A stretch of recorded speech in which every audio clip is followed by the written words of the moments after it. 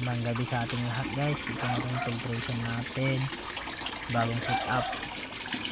Pinalitan natin yung old na filtration natin.